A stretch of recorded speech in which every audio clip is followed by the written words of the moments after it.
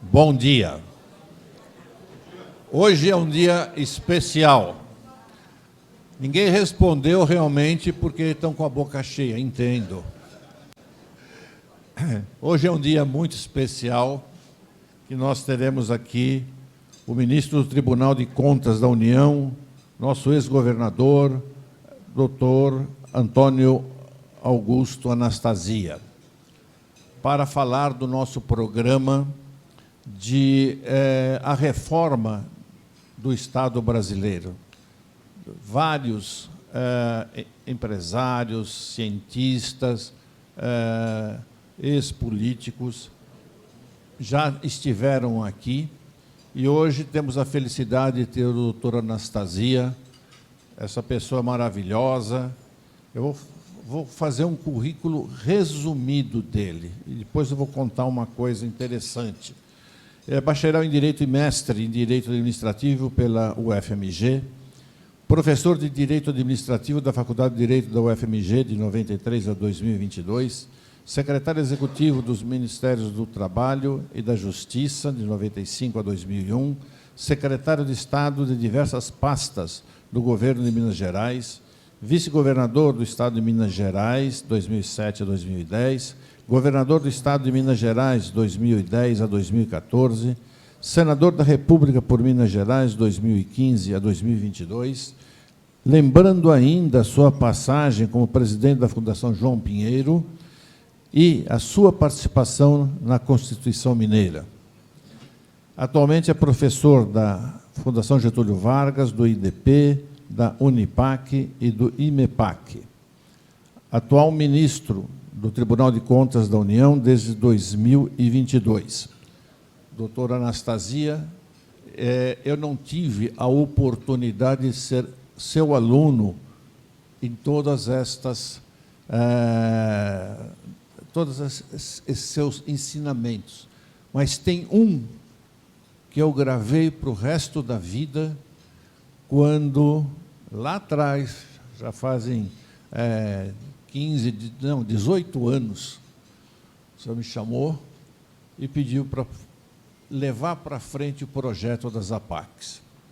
Naquela ocasião, nós tínhamos 300 recuperandos, hoje temos mais de 6.000 recuperandos, um projeto brilhante.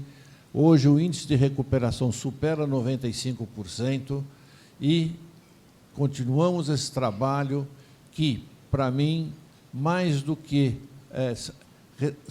sucesso empresarial, é o sucesso do voluntariado que está dentro da gente e que aprendi tudo isso contigo. Muito obrigado.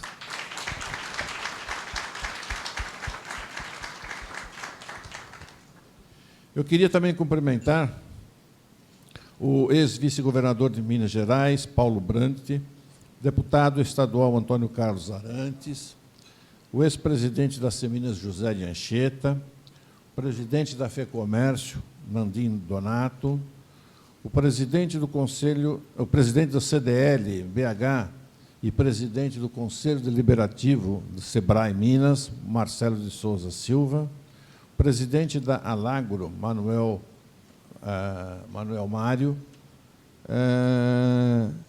os associados, vice-presidentes, diretores e presidente dos conselhos empresariais das Seminas, presidente do Conselho Superior das Seminas, Eduardo Bernes, presidente da CIENG, Fausto Varela, presidente da Federaminas Mulher, representando o presidente Valmir Rodrigues, Isabel Mendes, Diário do Comércio, na pessoa da presidente Adriana Muls e do jornalista Ivan Muls, meu amigo Valentino Risioli, presidente da Câmara de Comércio Italiana, ex-presidente da Asseminas, Roberto Fagundes, presidente da FETESENG, Gladstone Lobato, diretora jurídica da Localiza, Suzana Fagundes, cônsul do México, Felipe Neto, Daniel Messias, chefe do gabinete da Prefeitura de Belo Horizonte. Sejam todos bem-vindos. Muito obrigado, professora Anastasia.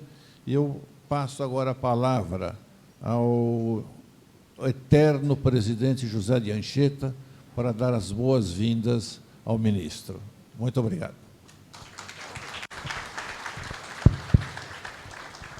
Caríssimo presidente e amigo Bellini, caríssimo secretário, vice-governador, governador, senador da República, ministro do Tribunal de Contas e amigo palestrante de hoje, Antônio Augusto Júnior Anastasia, que conheci professor. É assim, portanto, que a ele devo dirigir, porque o Brasil, que precisa reconciliar-se consigo mesmo, precisa das lições do professor Anastasia. Todas as vezes que Minas tomou iniciativa, o Brasil deu certo. Foi assim na separação dos estados de São Paulo e das Minas do Ouro. Me refiro, portanto, lá aos 700. Foi assim na Inconfidência Mineira que obrigou Portugal a olhar para o Brasil com maior atenção. Foi assim no momento das duas ditaduras que o Brasil enfrentou. Foi assim na Constituinte e há de ser agora, no momento em que o Brasil vive um vazio de autoridade. O Brasil precisa reconciliar-se consigo mesmo e é por isso que entendo que, outra vez, Minas é chamada ao pregão. Meu caro professor Anastasia, ficou difícil fazer a nominata das pessoas aqui presentes, porque esta qualificadíssima Assembleia se compõe dos autores, se compõe dos comprometidos, se compõe das autoridades, se compõe dos agentes, se compõe dos braços que aceitaram o desafio inédito, absolutamente inédito, de propor ao Brasil um programa novo. O projeto que nasceu na ACEMINAS, a ACEMINAS mais não pertence. Pertence às instituições que aqui estão presentes. O Brasil necessita de uma reforma estrutural e estruturante. O Brasil precisa de reformas continente e de reformas de conteúdo. O Brasil precisa de uma reforma constitucional na exata medida em que temos uma Constituição que já cumpriu o seu papel, porque assegurou ao Brasil a democracia e valorizou a cidadania.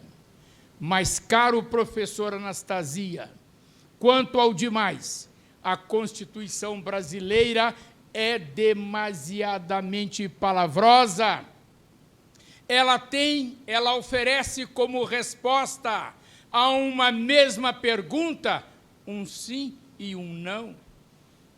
Nós, dirigentes da ACEMINAS, o presidente Bellini sabe disso, nós temos dificuldade no diálogo interno, porque todos os dias, pelos meios próprios e modernos da mídia, os brasileiros brigam entre si e todos têm razão.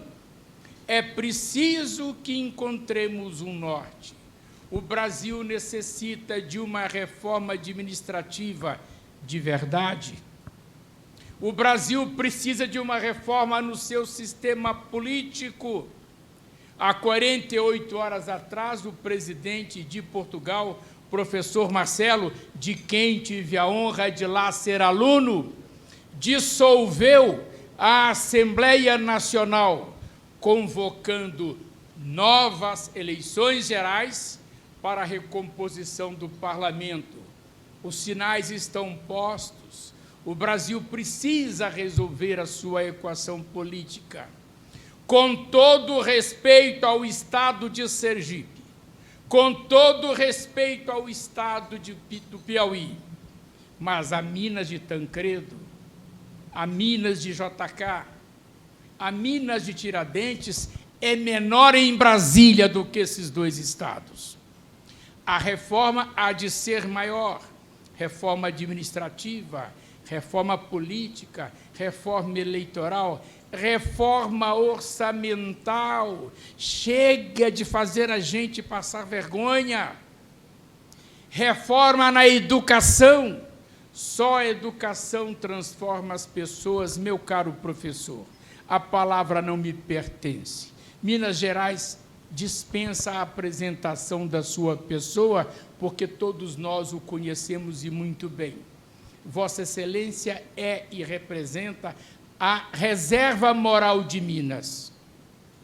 Atrevo a dizer, nós estaremos muito à vontade se Vossa Excelência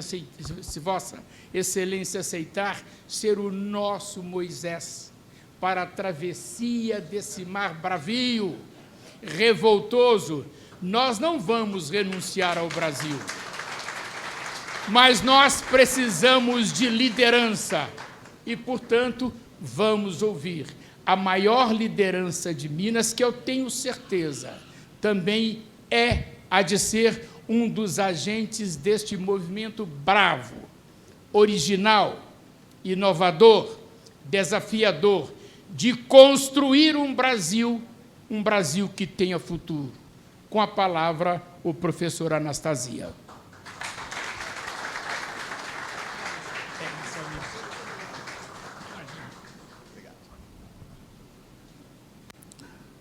Bom dia, minhas senhoras, meus senhores, meus cumprimentos a todos presentes, uma satisfação estar aqui e revendo tantos e tantos amigos que entrevejo nessa distintíssima plateia, e o faço com muito gosto. Em primeiro lugar, agradecendo o nosso anfitrião, o presidente Bellini, agradeço demais a gentileza do convite, estendendo-o ao presidente Anchieta, que ainda era presidente quando esteve em meu gabinete em Brasília, me convidando para participar dessa série de palestras que a Associação Comercial tem realizado. Então, um cumprimento. Já foi feita a nominata, então vou me permitir saudar a todas as pessoas presentes, na pessoa do eminente ex-vice-governador do Estado, doutor Paulo Brandt, deputado Antônio Carlos Arantes, deputado estadual, autoridades constituídas, já citados aqui, o nosso amigo Nadim Donato, presidente do FEComércio, doutor Marcelo, presidente do SEBRAE, e quero, portanto, estender a todos o meu amistoso cumprimento. Em primeiro lugar, meu caro Anchieta, de Moisés eu não tenho nada. E, aliás, o meu tempo, do ponto de vista político, já passou, o que é natural na vida das instituições e das pessoas. Não é? Eu tenho hoje uma outra função, uma outra atividade, o que, é claro, não me priva de tentar sempre colaborar, estimular, fomentar o debate, e exercendo os encargos do meu cargo de natureza vitalícia no Tribunal de Contas da União, continuar me empenhando pela melhoria do serviço público no Brasil. Então, esse ponto eu queria fazer esse registro, mas não posso deixar, igualmente, de manifestar aqui meu endosso, meu aplauso, meu apoio pela iniciativa da Associação Comercial de Minas, uma entidade mais que centenária e tão tradicional, aqui na sua diretoria, nos seus colegiados, à frente dessa grande bandeira na tentativa de restaurar não só importantíssimo prestígio político do nosso Estado, mas, em especial, um clima de convergência, de amizade, de diálogo, não é, que nós precisamos tanto no Brasil. Então, meus cumprimentos, presidente Anchieta, por essa iniciativa que está sendo tocada agora com muito brilho e denodo pelo presidente Bellini, e tenho certeza que a Associação Comercial, do alto da sua respeitabilidade, da sua trajetória histórica, terá muito a contribuir nesse esforço que tem de ser coletivo de todos nós.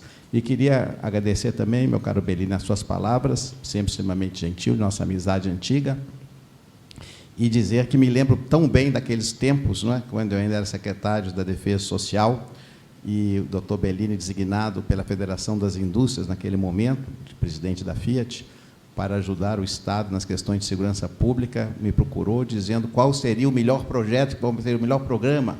Cogitava-se, naquele momento, eu me lembro bem, de um disque denúncia, não é, que era uma proposta inicial. E eu respondi ao presidente Bellini, é fundamental o apoio do FIENG, mas o tema mais delicado no sistema de defesa social e segurança pública é a reinserção do egresso do sistema penitenciário. Naquele momento, ainda vivia em Minas uma situação muito grave de falta de penitenciárias, ainda tínhamos masmorras medievais, felizmente tudo superado naquela época. Mas o apoio dado pela FIENG, no Instituto Minas pela Paz, presidido pelo presidente Bellini, com apoio do empresariado mineiro, foi decisivo para o fortalecimento das APACs. E hoje, o modelo das APACs mineiro é referência no Brasil. Coincidentemente, há coisa de 15 dias atrás, recebi uma delegação de São Paulo e do GDF, querendo saber como poderiam vitaminar as APACs nesses dois estados. E eu explicava como funciona, etc., etc. Então, nós somos referência e, de fato, esse trabalho voluntário, social, de sensibilidade, promovido pelo Instituto Minas da Paz, tem de ser extremamente aplaudido, e eu agradeço a participação e o empenho, não é, permanente, não só do doutor Bellini, mas todos aqueles que concorrem com ele nesse esforço. O tema que me foi oferecido não é simples. Já foi aqui mencionado pelo presidente Anchieta, a reforma do Estado, a reforma administrativa. E eu, até com um pouco de picardia, fiz questão de colocar minha querida amiga Maria Elvira, deputada há tantos anos, parlamentar, secretária de Estado, uma das pessoas mais respeitadas da nossa política. Ela, sim, poderia ser uma Moisés feminina, até porque as mulheres têm que ser prestigiadas, porque ela tem gabarito e estofo para tal. E sabe muito bem do que significa o tema reforma do Estado. E eu, como diz de picardia, coloquei 2 pontos: mitos e verdades. Mitos e verdades. Porque existem várias indagações sobre esse assunto que é tão importante. Em primeiro lugar, é com tristeza que eu digo a primeira verdade, uma verdade que fere, que dói, mas é real. Nós, do Brasil, não prestigiamos a administração pública. A administração pública é considerada no Brasil um tema de segundo nível, um tema periférico. Ele não está no quer, no núcleo duro das indagações e das aspirações da sociedade brasileira. Felizmente, isso tem mudado ao longo do tempo, mas, tradicionalmente, nós sabemos que não foi assim. Tanto é que, numa plateia tão distinta, uma audiência tão enobrecida como eu estou vendo aqui, se eu indagar as senhoras e os senhores os nomes dos responsáveis no âmbito federal pelo tema da administração pública nos últimos anos, dificilmente as senhoras e os senhores vão se lembrar. Em compensação, se perguntar quem foi o ministro da Economia ou da Fazenda, vários nomes surgirão às mãos cheias. Por quê? Porque nós nunca consideramos a importância do tema da administração pública. E é assim, de maneira tão cabal, que a administração pública não merece, no Brasil, ter um locus, uma instituição, um lugar para chamar de seu, que possa, de maneira perene, consolidar as carreiras, os institutos e as ideias. Nós temos o Itamaraty, temos a Receita Federal, temos o Banco Central, que são instituições sólidas, que formam o pessoal e que têm ali a sua ideologia consolidada, a inteligência desses setores. A administração pública, não. Ora é uma secretaria, ora é um departamento, ora está no Ministério do Planejamento, ora está no Ministério da Economia, ora está no Presidente da República. Nesse momento é um ministério que poucos conhecem. Então, na realidade, nós percebemos que falta, inclusive no Brasil, isso, um locus para reconhecer a importância da administração pública, como ocorre na maioria dos países desenvolvidos do mundo. Então, isso é tão somente para demonstrar a falta que nos faz essa instituição. E eu começo exatamente por aqui, para lembrar que, há quase 90 anos atrás, mais de 80, o presidente Getúlio Vargas, em 1938, realizou o primeiro esforço de reforma administrativa no Brasil, ao criar um instituto com esse propósito. Vejam só, e de lá para cá nós evoluímos. Foi criado, naquela época, o famoso DASP, o Departamento Administrativo do Serviço Público, que, durante a vigência da sua existência, por 50 anos, conseguiu consolidar, é claro, restrito ao governo federal, algumas ideias nucleares da boa administração pública. Mas, infelizmente, isso não se consolidou. Por quê? Mercê exatamente da falta de prestígio que a sociedade brasileira sempre atribuiu à questão administrativa. Infelizmente, é a realidade. Aliás, permitam-me aqui uma pequena cereja do bolo nesse exemplo.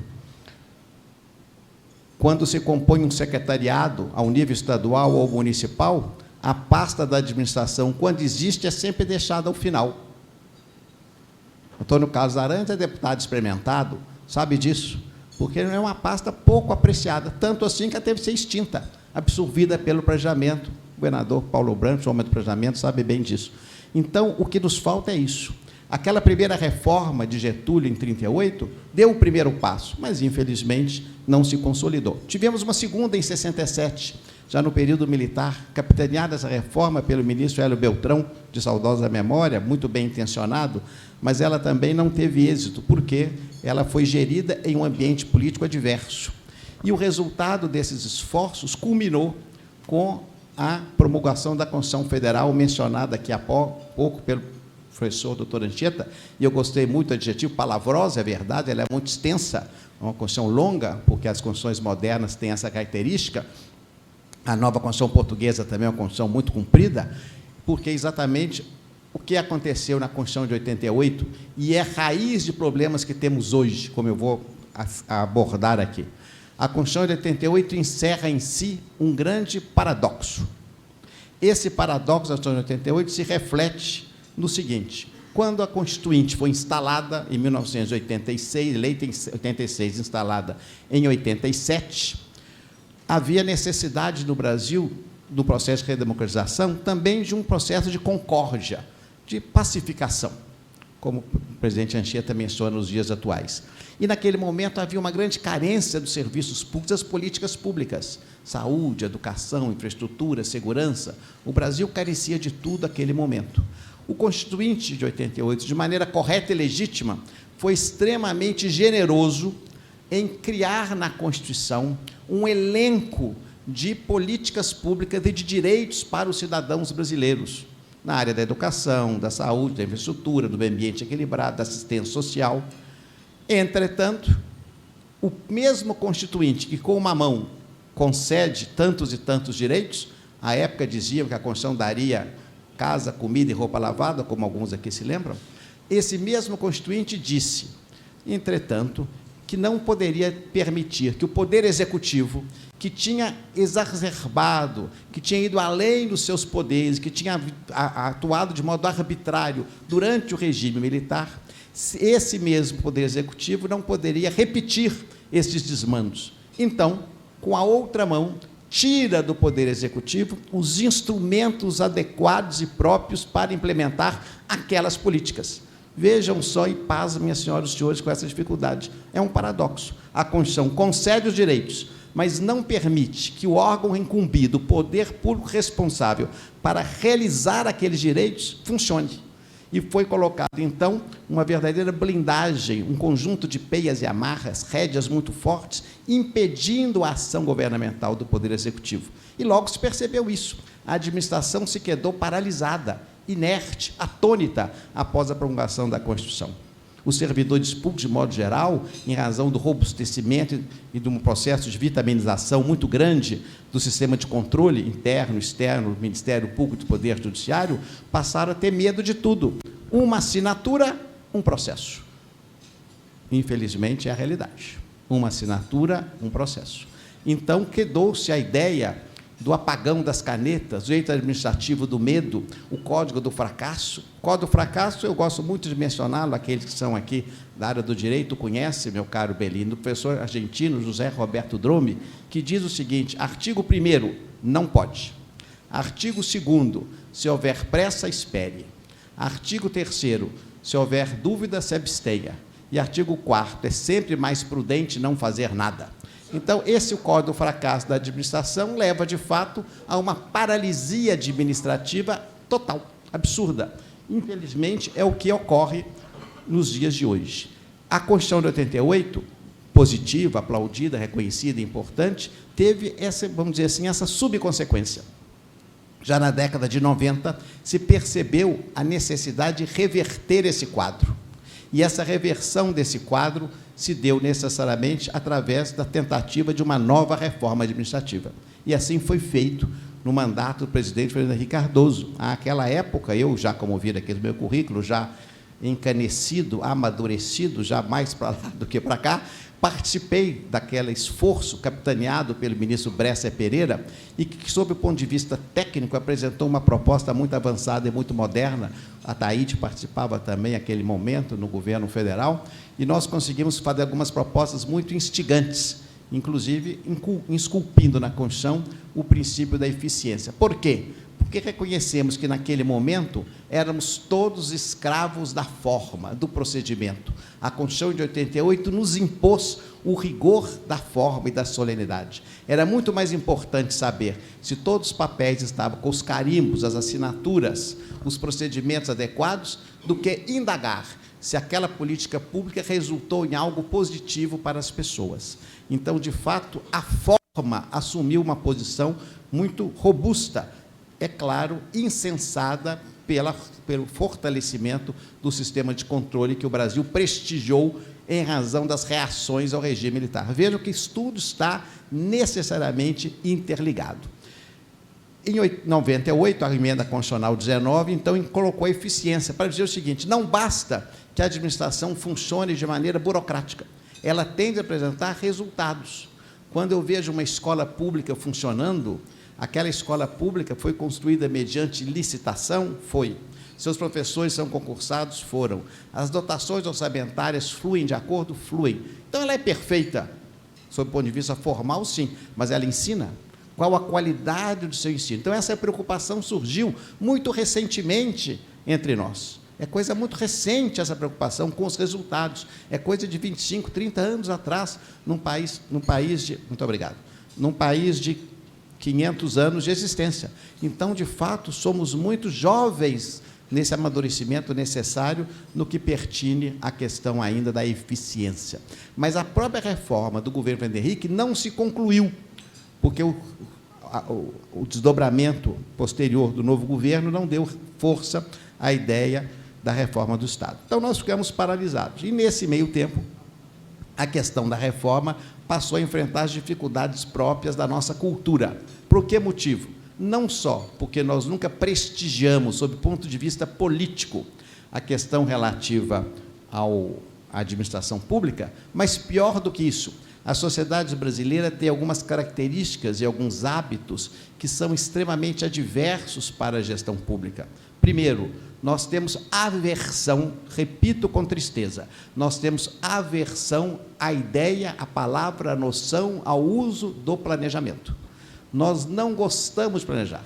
Somos uma sociedade ansiosa, aflita, gostamos de resolver tudo para ontem. Não temos a paciência oriental, típica das nações do Oriente, que gostam de fazer projetos a médio e longo prazo. Isso leva a uma dificuldade imensa, porque sem planejamento não existe política pública que dê certo. Como é impossível, Anchieta falava há pouco da educação, reverter questões relativas à educação se nós pensamos em um mandato ou dois. A educação se muda em uma geração. É um processo de sedimentação. Da mesma forma, questões relativas ao desenvolvimento econômico, à assistência social, reversão da pobreza, a melhoria da segurança pública, como mencionamos aqui. Nada disso é automático. Mas a nossa aversão ao planejamento, o nosso assodamento, o nosso estresse, acaba levando, de fato, a soluções imediatistas, muitas vezes, infelizmente, eleitoreiras. E essas soluções, quanto muito, têm um voo de galinha, não se sustentam e, lamentavelmente, é um grande desperdício. Essa observação acaba se somando a outras características da nossa sociedade. No mundo político, e digo isso aqui à frente de muitos que exerceram cargos públicos, não se prestigia no Brasil, como corolário exatamente da aversão ao planejamento, a ideia fundamental, essencial, hemorrágica da continuidade administrativa. Sem continuidade administrativa, não é possível que as políticas públicas se robusteçam. E aqui no Brasil, parece que estamos ainda no tempo da República Velha. Na República Velha, era chamada política das derrubadas. Mudava o presidente, até o chefe da garagem era deposto. Nós continuamos, grosso modo, repetindo aquele modelo ainda da República Velha, de antes de 30, dos chamados carcomidos de Cartola, não é? Que eram os políticos da República Velha. Lamentavelmente, porque não há continuidade administrativa. Quem entra quer mudar tudo, mesmo que está dando certo, o que é um equívoco, infelizmente. É uma tristeza observar isso. Então, esse ambiente é negativo para a administração pública. E a administração pública, ela é interessante porque ela tem como sustentáculo a ideia da burocracia. A burocracia, minhas senhoras e meus senhores, não é negativa. A burocracia é positiva e é necessária para o funcionamento do Estado. Mas a boa burocracia, Quantos e quantos aqui já não me ouviram repetir que a burocracia é como o nosso colesterol? Ela é imprescindível para o corpo humano. Ela não pode ser excessiva. Ela tem a boa e a ruim. A burocracia boa é que protege o Estado, que defende as instituições, que garante o funcionamento republicano e isonômico das coisas, para evitar privilégios, nepotismo. Em compensação, a burocracia excessiva, que torna o Estado pesado, lento, formalista, essa tem de ser combatida de maneira vigorosa. Então, tudo isso se coloca dentro de problemas que nós temos. E aí, nós chegamos aonde, falando aqui ao mundo empresarial, enfrentamos o maior dos problemas do Brasil hoje, na minha observação e opinião, que decorre exatamente desse quadro todo que eu coloquei aqui, que é a insegurança jurídica. A insegurança jurídica afeta ao cidadão, ao empresário e ao gestor público. Ela é como se fosse uma daquelas pragas do Antigo Egito, varrem, de fato, de modo avassalador toda a sociedade. Com a insegurança jurídica, quem pode investir? Os senhores são empresários, sabem bem. Já foi-se o tempo que o poder público tinha condições financeiras de investir por si mesmo. Eu e Paulo Brandes trabalhamos no segundo mandato do governador Hélio Garcia, de saudosa memória. Naquele tempo, nós tínhamos recursos próprios do Estado e também tínhamos financiamentos internacionais. Isso durou também um pouco. Durante o período do governador Aécio Neves, o governo também tinha recursos, mas os tempos mudaram e hoje, infelizmente, não ocorre. Então, é imprescindível que, nas grandes realizações, haja o concurso do capital privado, quer nacional, quer internacional. E o capital privado só poderá, obviamente, acessar o Brasil se sentir segurança. No Tribunal de Contas da União hoje, minhas senhoras e meus senhores, o tribunal foi muito robustecido, fortalecido ao longo dos anos pela legislação, nós aprovamos todas as concessões, delegações e PPPs do Brasil. São contratos que agora, no sistema ferroviário, em homenagem ao deputado João Leite, que é nosso amigo e que está tratando das ferrovias, no sistema ferroviário, são contratos de 70 anos. Paulo Sérgio está aqui, o homem do transporte, sabe o que significa isso. São contratos que dependem, de fato, de uma maturidade imensa. E nós analisamos isso com muita cautela. Ora, que empresário internacional vai olhar para o Brasil, vai investir aqui um projeto de 70 anos com um clima que os contratos não são respeitados? Aliás, me lembro bem, sempre cito isso com tristeza, ontem eu voltava num voo de São Paulo para cá, sentou ao meu lado um superintendente aposentado da CEMIG, e relembrava os nossos tempos, a gestão do Dr. Djalma Moraes, também de saudosa memória, e eu me lembro perfeitamente, no dia 11 de setembro, não de 2001, mas de 2012, eu, governador do Estado, fui chamado a Brasília pelo presidente da República, queria apresentar o novo marco energético do Brasil. Eu fui acompanhado do doutor Djalma, que eu não sou da área, não entendo. Sentei com ele no saguão do Palácio do Planalto, vários governadores, senadores, deputados, ministros de Estado, a presidente da República entrou, e ela própria fez a apresentação.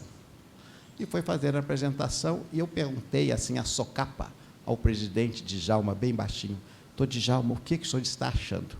E aquela resposta dele ficou indelevelmente gravada em minha memória eternamente. Governador, é um desastre de proporções bíblicas. E foi o que aconteceu. No dia seguinte, as ações das empresas de energia do Brasil, CEMIG entre elas, caíram 80%. Por quê? Porque o governo federal rompeu todos os contratos de concessão do dia para a noite, através de uma medida provisória.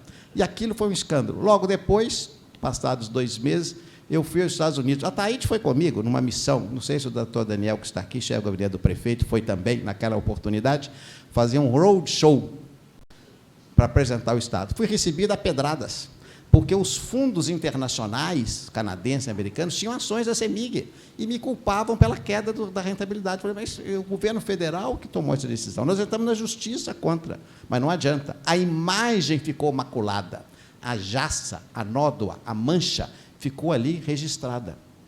E tivemos também, recentemente, um episódio protagonizado por uma pessoa que eu tenho grande simpatia, mas que, nesse momento, agiu de modo inadequado, um prefeito de uma grande capital brasileira, que subiu em um trator, ele combatia a questão de um pedágio, de uma estrada, de uma rodovia, na verdade, de uma via urbana, ele próprio, em cima de uma espécie de um pequeno trator, rompeu aquele pedágio, como se chama, a chancela.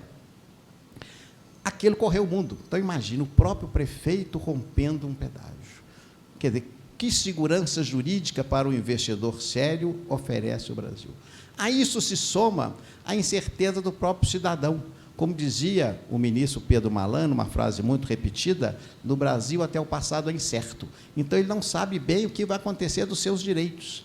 E o servidor público passa a ser também joguete de interpretações, muitas vezes negativas. Até porque tivemos, está aqui o professor doutor João Henrique Souza Novaes, caro colega, grande advogado, que conhece bem a lei da improbidade, que teve de ser mudada pelo Congresso, tantas aberrações que estavam acontecendo, que a improbidade estava acontecendo por desrespeito a princípio. Ora, desrespeitar princípio é algo muito subjetivo. Então, houve a necessidade da modificação dessa lei pelo Congresso Nacional. Estou dando só esses exemplos para perceberem como que a reforma do Estado está presente em vários aspectos e que afetam o dia a dia das pessoas e dos investimentos e do nosso funcionamento. Mas a reforma do Estado tem também alguns mitos. Primeiro mito, a reforma do Estado é para reduzir a despesa do Estado. É um mito, não é. A reforma do Estado deve ter por propósito a melhoria dos serviços públicos do país. Esse é o propósito. Por consequência, é claro que haverá uma redução do custo. Mas, se fizer reforma administrativa, nós vamos reduzir isso, aquilo, fracasso. É um mito. A reforma tem que ter por objetivo a melhoria da qualidade dos serviços públicos. E, é claro, no seu desdobramento, ela vai ter melhoria da produtividade e, como tal, é, evidentemente, uma queda do custo do Estado. Por outro lado, é importante dizer também que nós temos outro aspecto relevantíssimo dentro dessa questão, que é da qualidade do gasto. Isso está dentro da reforma do Estado. Mencionou bem o presidente Anchieta a questão relativa à reforma do orçamento. Por que motivo? Porque nós temos hoje uma qualidade do gasto no Brasil extremamente inadequada. Gasta-se mal.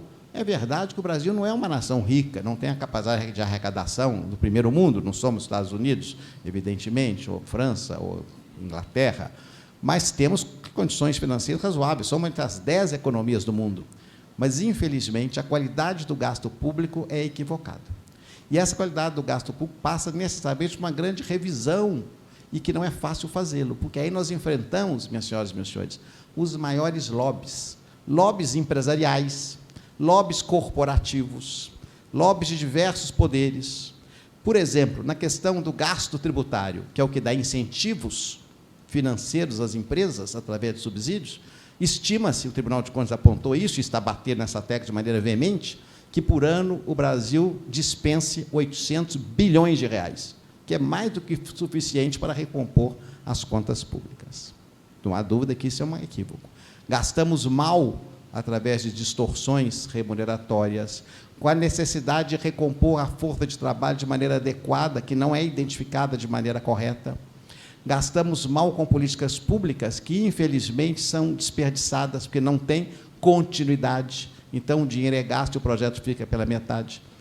Faço questão de citar aqui, quando começamos o choque de gestão, em 2003, encontramos muitos projetos, muito meritórios em andamento, todos bons projetos, mas eram projetos que tinham recurso pequeno, então você gastava um pouquinho, o dinheiro acabava e você não chegava a parte alguma. O então secretário Fuad, prefeito de nossa capital, que Deus ajude a sua recuperação, ele sempre dava o exemplo. Você tem um automóvel e resolve ir ao Rio de Janeiro de carro, mas tem gasolina só ir até Barbacena. Então, você gastou até chegar em Barbacena e não alcançou seu objetivo, e nem tem como voltar. Então, é claro que, nessa hora, você tem que ser racional, cortar, para fomentar e otimizar só aquilo que você tem, de fato, condições de fazê-lo. Então, nós modificamos isso. É importante, de fato, que se observe que isso é algo fundamental, a melhoria da orçamentação e da qualidade do gasto. Mas, também, nós não podemos esquecer que, dentro desse quadro adverso, nós ainda temos algumas outras dificuldades que vão sendo somadas no dia a dia da nossa administração. Entre esses pontos que eu já mencionei, eu queria só fazer um parênteses de uma referência positiva. Pelo menos nesse período dos últimos 30 anos, para não falar que eu estou muito pessimista, nós conseguimos estabilizar a moeda, o que já foi muito bom. Porque eu trabalhei, o Paulo Brandt se lembra que nós comentamos do tempo do doutor Hélio Garcia, na Secretaria de Planejamento, quando a inflação era 80% ao mês, não tinha orçamento. Então, você não tinha condições de fazer o mínimo planejamento que havia. Hoje, pelo menos, com a moeda estabilizada, isso ajuda positivamente. Então, esses dados são muito relevantes e devem ser colocados. Eu anotei, da improbidade, da evolução. Muito bem. Em 2020, o governo federal, à época, encaminha uma proposta de emenda constitucional ao Congresso Nacional, estabelecendo a reforma, começando uma reforma administrativa. E aqui começa um outro mito. A reforma administrativa, ao contrário da reforma tributária, da reforma previdenciária e da reforma trabalhista, que já avançaram no Brasil, essas três reformas, elas se exaurem, elas se manifestam através de leis que são votadas e implementadas. Muitas vezes, basta uma emenda constitucional e ela, ipso facto, se concretiza. No caso da reforma administrativa, não. Reforma administrativa não se concretiza por meio de uma mera proposta de emenda constitucional ou através das leis, porque ela necessariamente precisa de uma modificação do comportamento das pessoas, ou seja, uma mudança de cultura. E essa mudança de cultura só se dá num processo de amadurecimento. Então, quando a PEC 32 foi encaminhada, ela cometeu esse pequeno erro original, esse pequeno pecado original, imaginando que uma proposta de emenda constitucional, por si só, seria capaz de fazer uma reforma do Estado. A isso se somou, naquele momento, uma péssima comunicação governamental que dizia que a reforma era para cortar direitos e reduzir despesas, o que eu mencionei há pouco. Isso é o caminho do fracasso. Evidentemente, a proposta não pôde prosperar, até porque, naquele momento, eu era senador e eu procurei de maneira enfática, presidente Bellini, como Diógenes, com aquela sua lanterna, procurava um homem na Grécia Antiga, eu procurei o autor técnico, intelectual daquela PEC. Nunca achei. Dizem, a ditado popular, né, que o filho feio não tem mãe, não sei se é verdade isso, mas, de todo modo, nunca achei por quê. Foi o pior texto apresentado ao Congresso Nacional na história da República, sob o ponto de vista técnico, não dizendo das ideias. Era uma confusão. Aqui não é o caso de estabelecer aqui as considerações sobre isso, mas era tão caótico que quase não tinha condições. Mas, felizmente, tinha um ponto positivo. Deu um pontapé para começar a ser discutido o assunto. O assunto foi discutido, avançou, aquele texto foi jogado fora, mas foi feito um substitutivo pelo deputado da Bahia, deputado Arthur Maia, fez um belíssimo trabalho, ele estava na Câmara, não no Senado, mas eu tive a oportunidade de ajudá-lo muito nisso. Então, o texto avançou. Só que ficou parado, que o próprio governo não tinha interesse. Aí tem uma verdade que é muito importante. Só existe reforma do Estado, só existe reforma administrativa se o Poder Executivo capitanear essa ação. Reforma administrativa plena, sem a vontade do Executivo, ela vai, como eu vou mencionar aqui, ela vai ocorrer parcialmente, mas ela não será completa, porque o Executivo é o partícipe fundamental dentro de uma reforma. Uma trabalhista, não. O governo pode até ser contrário a uma reforma trabalhista, mas se é votado no Congresso, ele até pode vetar, mas se o veto é derrubado. Mas, na casa da reforma do Estado, não. Ele tem de participar. E isso falta também, porque, outra verdade, nós não temos no Brasil, até o momento, vontade política de fazer reforma do Estado. Vontade política no sentido amplo da expressão, porque toda reforma significa desgaste, cortar na pele, cortar na carne, enfrentar corporações, enfrentar dificuldades, e tem de haver um capital que vai ser gasto nisso, um capital político. Sem haver vontade, sem haver liderança inspirada, dificilmente nós teríamos. Tanto assim, vejam só, que o presidente Fernando Henrique, sem dúvida alguma, dos últimos 50 anos, o maior presidente que o Brasil já teve pela sua capacidade pessoal e intelectual, ele próprio teve dificuldade de implementar plenamente a reforma administrativa por resistências, pasmem, internas do próprio governo. Então, não é fácil fazer reforma administrativa, não é um passe de mágica, é uma mudança comportamental, compressão da sociedade. Repito, insisto, presidente Bellini, presidente Anchieta, compressão da sociedade. Aliás, louvo mais uma vez essa iniciativa.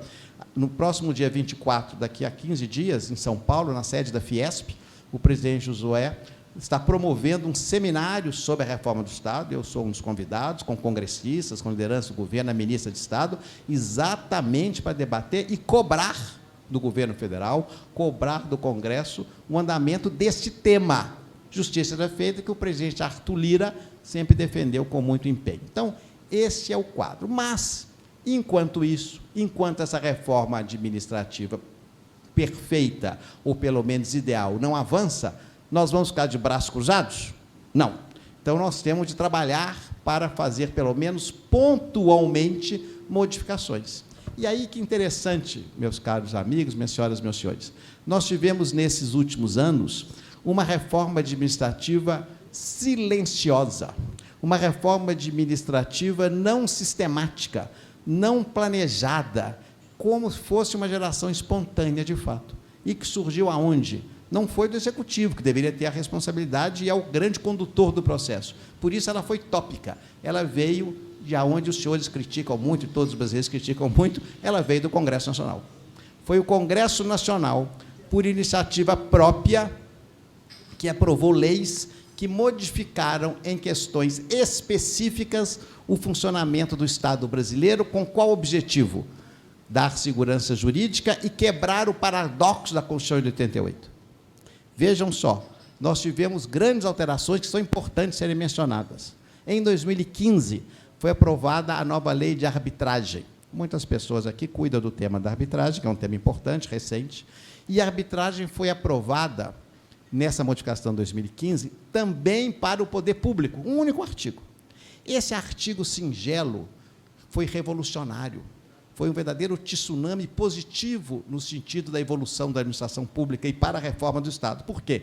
Pela primeira vez se disse que nós poderíamos fazer a reforma, a transação, sob o ponto de vista negocial, na administração pública, sem necessidade de ir ao Poder Judiciário. No Brasil, como todos sabem, nós temos o monopólio da jurisdição pelo Poder Judiciário. Então, significa que tudo desdobra no Poder Judiciário. É uma vontade constitucional. O modelo criado no Brasil não é o modelo francês, é o modelo saxão e americano. Então, o monopólio da jurisdição é do Poder Judiciário. O que acontece? Lentidão, demora. A Maria Elvira está concordando ali, que eu conheço o processo que ela tem. Então, resultado, é importante nós prestigiarmos as vias alternativas de composição. Só que o poder público, que é um dos grandes litigantes, estava fora disso. Porque, pelo princípio da indisponibilidade do interesse público, o poder público não poderia transigir. Quantas e quantas vezes, como governador do Estado, eu não recebia secretários de Estado, advogado-geral do Estado, me levando ali um claim, uma proposta de uma empresa, certamente o governador Paulo Brandt também o recebia, com solicitações que nos pareciam legítimas e justas, pertinentes, procedentes, mas o próprio secretário de advogado-geral, cuidado, isso aqui vai dar confusão, melhor aguardar o conforto da decisão judicial, o conforto da decisão judicial. E o conforto da decisão judicial pode levar 10 anos, 12, 15. Sabem quantas obras paradas temos hoje no Brasil com recursos da União? Com recursos da União? O Tribunal de Contas concluiu esse levantamento recentemente. 11 mil. 11 mil obras paradas com recursos da União. Fora que tem recursos dos estados e municípios. Tem recursos da União, inclusive em convênio, são 11 mil obras. Imagina quanto é isso em centenas de bilhões de reais. Por quê? Por diversos motivos, muitos judiciais. Muitos judiciais. Então, nós temos de prestigiar essa alternativa. Então, essa lei, ela furou o tumor. Foi como um quebra-gelo, um ariete que abriu uma porta para nós introduzirmos novas modificações. E aí, nós tivemos uma segunda lei, que veio nesse mesmo diapasão, e que eu acho que fui eleito pela generosidade dos mineiros e pelo apoio dos senhores, espero que tenha tido aqui o voto da maioria, como senador em 2014, para apresentar um projeto de lei que se transformou na nova LINDB. Os advogados que estão aqui sabem do que eu estou dizendo. A nova Lei de Introdução às Normas do Direito Brasileiro, que eu apresentei como autor, que foi relatora a senadora Simone Tebet, foi aprovada, é uma lei revolucionária. Por quê? Porque ela mudou o panorama da administração pública, no sentido que nós deixamos, de fato, de considerar todo agente público e todo empresário que lida com a administração, a princípio, criminoso. Passamos a distinguir, pela LINDB, o que é dolo e o que é culpa, o que é erro grosseiro e o que é erro simples. Dizia o doutor Hélio Garcia, só não erra quem não faz. Todos nós somos sujeitos a erro na administração. Um erro simples não pode ser punido como um ato fraudulento, ilícito, criminoso, doloso. A lei, portanto, que teve tantas resistências no seu início, hoje adotada com tanta largueza, ela foi fundamental para isso. E, mais do que tanto, ela criou um outro aspecto relevantíssimo que modificou o patamar do direito administrativo. Ela criou a figura das circunstâncias do gestor. O gestor não pode mais ser considerado isoladamente. Nós vamos considerar o prefeito de Belo Horizonte igual ao prefeito de Serra da Saudade? Serra da Saudade tem menos de 1.000 habitantes, 850 almas que moram ali naquele lugar. Não é verdade? Eu não vou citar aqui os municípios que o deputado Antônio Carlos Andrade Arantes representa. Serra da Saudade deve ser a única, porque é um município, coitado. E olha que eu fui a muitos municípios, Maria Elvira, e não fui a Serra da Saudade. Eu tenho essa falha do meu currículo. Mas o deputado Arantes conhece muitos municípios pequenos e sabe dessas dificuldades. Então, o sistema de controle tão robustecido pós-88 passa a ter, por essa lei, a determinação de julgar com as circunstâncias daquele gestor. Qual foi a sua decisão? Por que motivo? E veja como essa coisa é interessante. Eu recebi recentemente, até para um parênteses um pouco folclórico, mas acontece. A União Federal, através do Ministério do Turismo, há muitos anos, é muito comum convênios para festas no interior, festas de vaquejada no Nordeste, festas juninas, etc. E uma dessas festas foi contratada uma banda. Essa banda estava sendo apresentada e, de repente, não se comprovou que a banda foi apresentada ou não. Resultado, houve o processo administrativo, a matéria foi objeto de tomada de conta especial, o processo chegou com todas as condenações possíveis, chegou ao meu gabinete e nós fomos apurar. Aí fizemos uma pesquisa. Sabe o que aconteceu? Nessa festa houve um tiroteio. Houve um tiroteio, uma briga, um tiroteio, uma pessoa morreu, a banda saiu corrida. Então, é óbvio que não houve o evento. Mas não houve evento pelas circunstâncias do caso.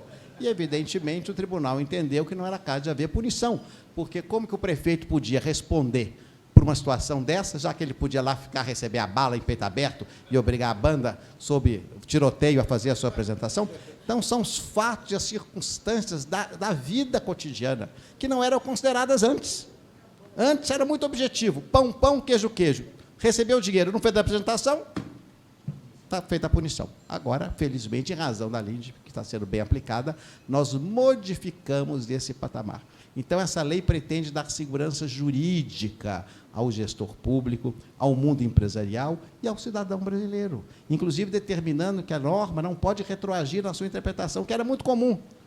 Eu vi quantas vezes isso também agora no Tribunal de Contas, a pessoa tem uma situação consolidada, aí daí uns anos a interpretação muda, perfeito. Então vamos retroagir e afetar o patrimônio daquela pessoa. Isso era comuníssimo. Com a LINDB isso também está vedado. Então vejam que há uma modificação bastante robusta dentro dessa norma. Ademais, o Congresso, nesse esforço dessa reforma administrativa silenciosa, ele resolveu mudar a lei de improbidade. Foi outro gol de placa, com choro e ranger de dente do Ministério Público, que não aceitava, mas não teve escapatória, do ponto de vista político, porque, de fato, estava havendo excessos e abusos, a lei foi modificada, para deixar claro, só pode ser punido por improbidade quem agiu com dolo, quem teve a intenção maldosa de causar prejuízo ao Estado ou àquela determinada circunstância, e não por erro. Na verdade, é o caso famoso que eu cito sempre, de um prefeito de uma cidade do interior de Minas, cidade até grande, que fez um convite. O prefeito municipal da cidade X, José da Silva, convida para improbidade administrativa por ferir o princípio da impessoalidade. Imagina. Isso foi processo, e no momento sai notícia, processado por improbidade, a pessoa nem sabe que aquilo fala, é ladrão. Não é só de falar de improbidade, o povo, não é, o homem médio comum, não consegue distinguir as nuances da administração, logo coloca o anátema, aquela nódoa terrível que é a pessoa desonesta. E depois, quando o processo é arquivado, ninguém nem fica sabendo. Então, lamentavelmente, a mudança desse patamar foi muito importante pela nova lei de improbidade. E culminamos em 2021 com a aprovação de uma lei que foi muito importante para o funcionamento do Estado, que está sendo muito bem aplicada, muito moderna, que é a nova lei de licitação em contrato administrativo. A lei de licitação atual foi fruto de um grande debate no Congresso. Eu tive a honra de ser relator dessa lei no Senado Federal. Nós ouvimos centenas de pessoas, de especialistas, A lei é muito mais moderna que a anterior e ela já acolhe essas ideias novas da reforma administrativa, em termos de consenso, em termos de circunstâncias, em termos de governo digital, em termos de permitir, de fato, que a administração compre de maneira mais moderna e que o resultado seja mais importante do que a forma. Esta é a ideia-força. Esse é o núcleo, o clamor, o repto, o dogma que eu tenho de repetir permanentemente. O resultado tem de ser mais importante que a forma. Não estou dizendo aqui que a forma tem de ser esquecida, claro que não. Mas o resultado tem de ser valorizado no mesmo diapasão, com o mesmo peso do que a forma. E, por isso, a administração pública brasileira modificou-se daquelas ideias antigas para duas ideias-forças novas, hoje, em 2025, que estão moldurando e parametrando a doutrina, a academia, os julgamentos, a jurisprudência, que são a ideia do consequencialismo e do consensualismo. Ou seja, o gestor tem de pensar nas consequências do seu ato, o controlador também, anotar isso e motivar, e, da mesma forma, estimular o consenso para evitar as disputas longas e caras. Tanto assim que, vejam só, de maneira inédita, o Tribunal de Contas da União, um órgão tradicional, conservador na sua essência, com corpo técnico da mais alta qualificação. As pessoas não sabem, mas eu faço questão de ressaltar, o Tribunal de Contas da União é o único órgão da União que praticamente não tem cargos comissionados de recrutamento amplo. São só 2 por ministro, ao contrário dos outros órgãos, tem 40, 50, 80. Lá não existe. O corpo técnico é muito forte e foi reconhecido na sua lei orgânica. Então, o tribunal criou uma Secretaria do Consenso, que tem feito grande sucesso. Por que motivo? Porque nós estamos pegando as grandes demandas nacionais, de grandes delegação, concessão, e levando para o tribunal, de maneira rápida e sem custo. O tribunal estimula o acordo, homologa. E, no momento que ela homologa o acordo, a autoridade moral desse reconhecimento é levada à justiça e a matéria fica resolvida. Então, a segurança jurídica é concedida naquele caso concreto. Então, isso é uma coisa recente, tem menos de 2 anos, mas tem acontecido de maneira muito positiva. Então, veja, senhoras e senhores, como que a reforma do Estado ela está ocorrendo já, mas de maneira atomizada, de maneira, digamos assim, não vou dizer miúda, porque são grandes coisas, mas de maneira não sistemática, melhor dizendo, de maneira ainda não orgânica, porque no momento que nós tivermos uma liderança política nacional inspirada, que resolva levantar a bandeira da reforma do Estado, nós já teremos vários insumos, ingredientes, para levar nesse cadinho de necessidades e apresentar, de fato, um desdobramento muito importante. Então, é algo positivo que nós vemos. Nós não avançamos como gostaríamos, mas já avançamos em vários e diversos aspectos da administração pública, nesses casos que eu fiz aqui menção. Por fim, para concluir, porque com certeza nós vamos ter algumas perguntas, já estou falando há quase 1 hora e não quero cansá-los, até porque eu não quero disputar com essas delícias gastronômicas, não é que o doutor Nadinho, como presidente da FEComércio, é sempre responsável. Eu gostaria de dizer às senhoras e senhores que a reforma do Estado, portanto, tem de ser necessariamente uma pauta da agenda nacional. Este, meu caro Anchieta, caro presidente Bellini, tem de ser a grande missão da Associação Comercial de Minas, da Federação do Comércio, do CDL, do SEBRAE, das forças governamentais, das nossas assembleias legislativas, das lideranças políticas tão inspiradas de Minas que estão aqui reunidas, para dizer o seguinte: é relevante, é importante, é urgente. Sabemos que deve haver uma modificação da cultura, do comportamento, da sensibilidade das pessoas, porque no Brasil, infelizmente, nós temos também uma questão cultural que não é tão positiva, que é uma questão relativa à falta de solidariedade. O que o presidente Bellini mencionou aqui, lamentavelmente, digo isso com tristeza, é uma exceção. Nós sabemos isso, não é a regra. Aliás, eu conto sempre um episódio, deputado Arantes, que aconteceu com um secretário de Estado de meu governo, que visitou uma cidade do interior. Eu sempre conto esse episódio, que ele é muito simbólico de como é a cultura brasileira. Ele chegou numa cidade pequena no interior, de automóvel, um automóvel particular, ele não era da região, não era conhecido, e como só ia acontecer em Minas Gerais, na entrada da cidade tem sempre um posto de gasolina, ou na entrada ou na saída. Ele para naquele posto de gasolina, desce, e ele sabia de antemão o que o governo do Estado tinha feito naquela cidade, que era pequena. Chegou, parou no posto de gasolina e tinha um rapaz, um frentista de 20 e poucos anos, para abastecer. E ele pergunta a esse jovem: como é que estão as coisas aqui? E como nós mineiros somos pela nossa tradição, um pouco lacônicos, não mais conhecidos, e ele custava responder. Aí ele apertava esse conhecido, esse meu secretário, apertando, o que está acontecendo e tal. E lá pelas tantas ele lança a pergunta que ele estava já antevendo. O que o governo tem feito aqui nessa sua cidade? E ele sabia as obras que o governo tinha feito.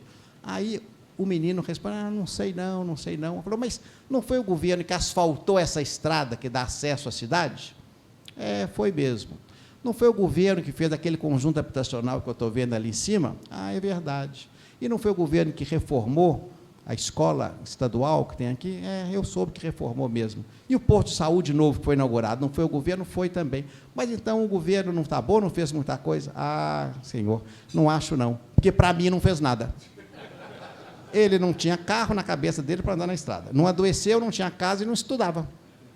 Então, a mentalidade, infelizmente, pela falta de educação, de instrução e de sociabilidade, sensibilidade, solidariedade, afeta muito as questões das políticas públicas no Brasil. Então, leva a um imediatismo. A pessoa pensa exclusivamente em si. Aquela velha lei do Gerson, triste memória, mas aparentemente ainda é vigente. Então, o resultado é que a dificuldade na política pública, porque a política pública, como mencionou aqui o caso das APACs, depende fundamentalmente de solidariedade. Como é que uma APAC funciona sem ter o apoio da sociedade local? Como que um sistema de educação funciona sem que pais e mestres se empenhem naquilo? Como que é possível o sistema de saúde funcionar adequadamente, o sistema único, se as pessoas não colaboram? Limpeza urbana, e por aí vai. Podia dar uma miríade de exemplos aqui. Meu caro doutor Jadir, nosso grande, permanente grão-mestre, caro amigo, que conhece em detalhes esses temas, e que tem feito, e aí faz uma obsessão. A maçonaria, me permita aqui a lembrança, já que levantou o nosso grão-mestre, caro amigo, grande advogado tributarista, doutor Jadir, que é, de fato, a questão relativa à solidariedade feita pela organização, e como outras tantas.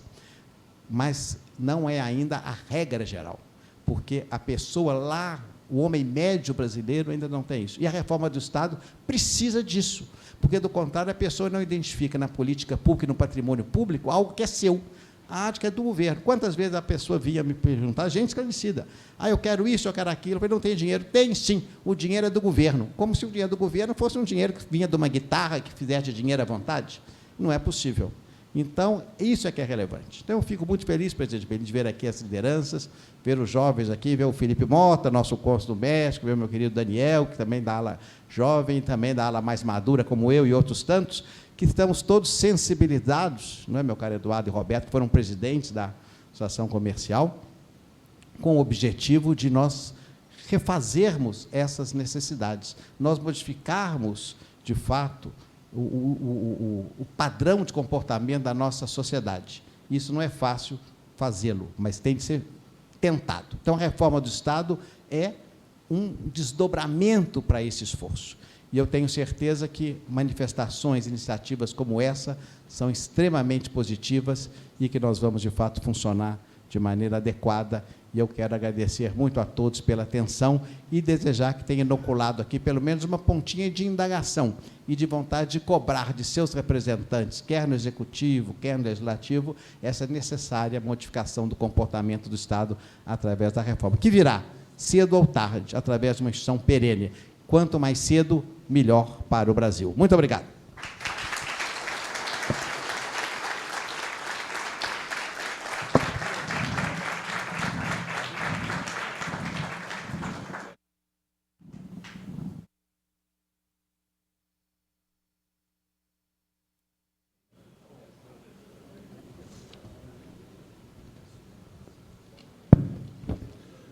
Vamos passar às perguntas. Recebi aqui uma lista dos candidatos às perguntas, e o primeiro é o doutor Anchieta.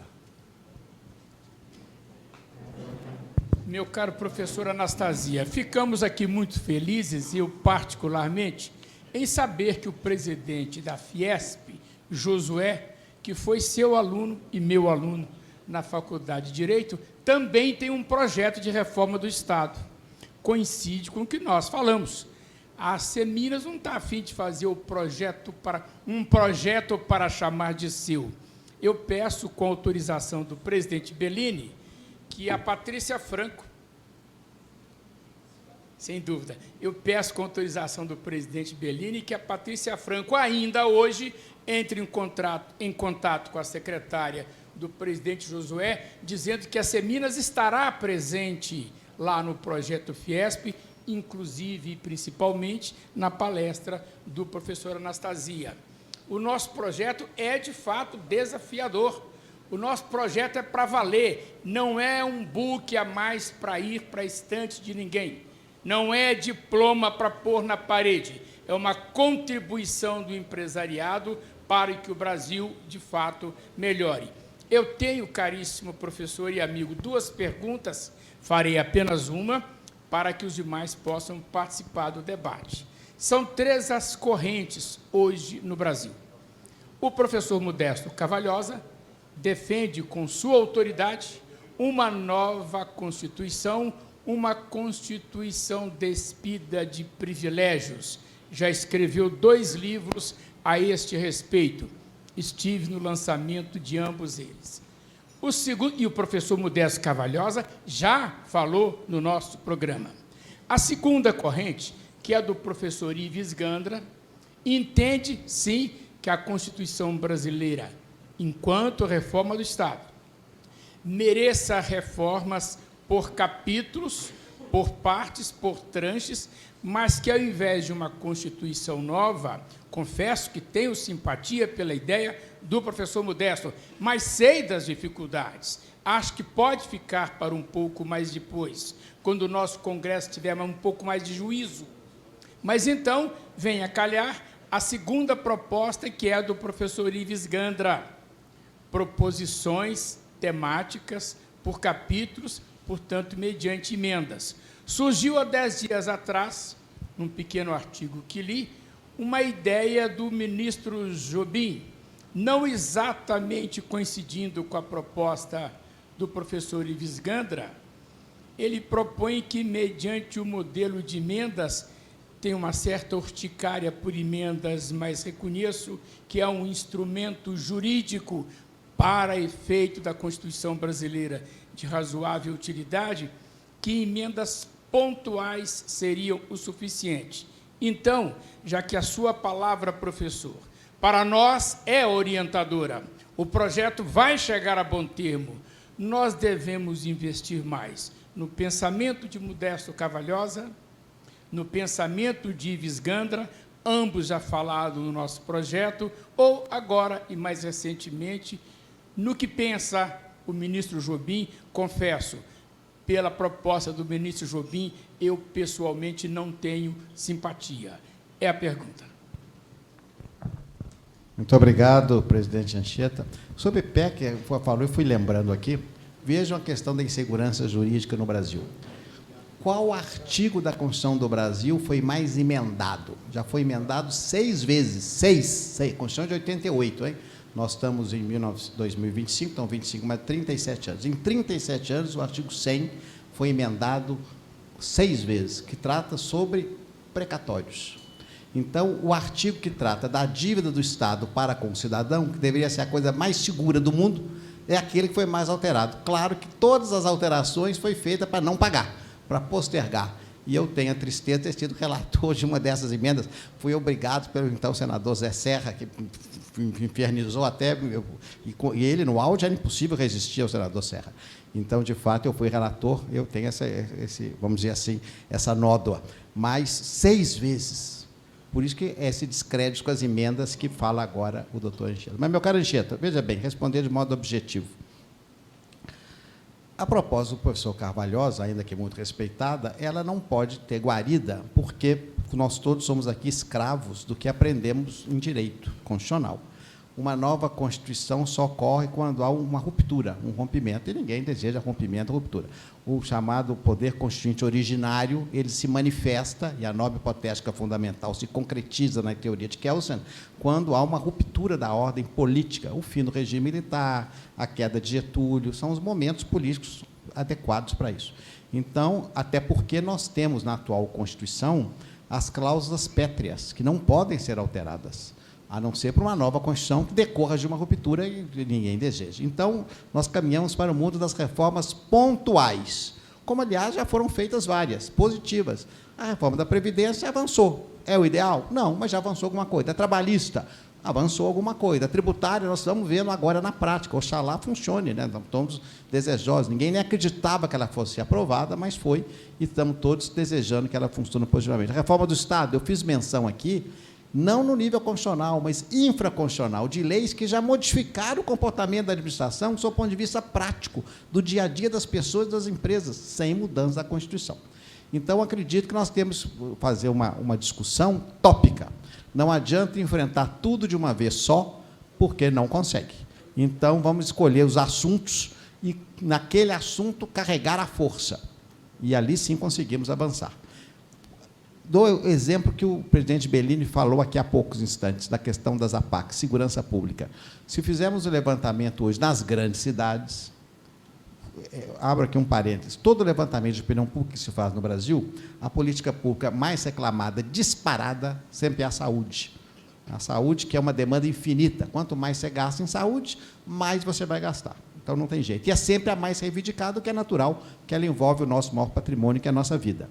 E depois, depende do local, temos ali questão de segurança, ou de emprego, ou de infraestrutura.